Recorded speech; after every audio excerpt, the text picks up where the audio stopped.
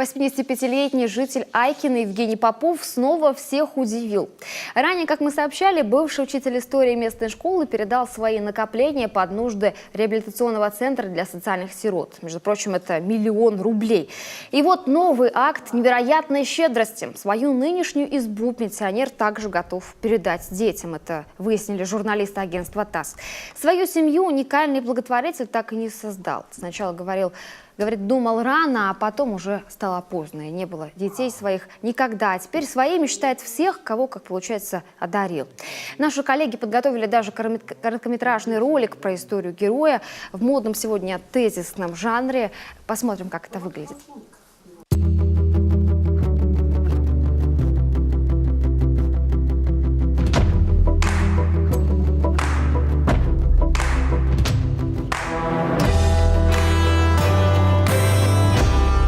У меня возник вопрос, а как распорядиться с этими деньгами? Некоторое время думал и решил.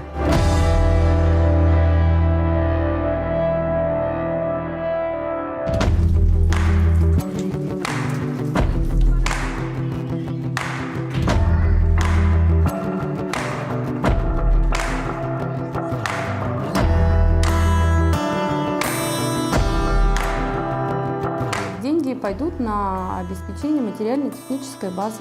Компьютеры, мультимедийное оборудование, мебель частично надо заменить.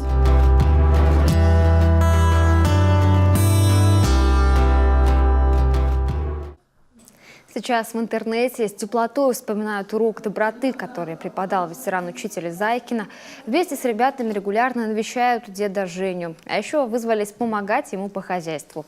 Сам Евгений Васильевич не любит всей этой получившейся шумихи, практически дальше крыльца и не выходит. Следит за огородиком и читает книги. Сейчас вот снова переосмысливает 5-й томик сочинений Ленина.